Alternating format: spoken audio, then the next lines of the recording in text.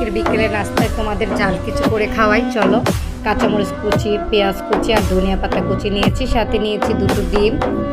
এখন দিয়ে দেব নুডলসের একটা মশলা, বা হাতের কাছে থাকলে একটা ম্যাগি মশলাও দিতে পারো, সামান্য লবণ।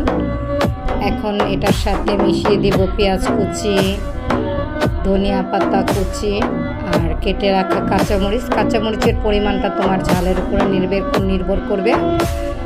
এখন ভালো করে ডিমটা ফেটে 2 কাপ ময়দা দিয়ে দেবো। ময়দা বা আটা ঘরের যেটা আছে তোমার রুটি খাওয়ার জন্য সেটাই নিতে পারো।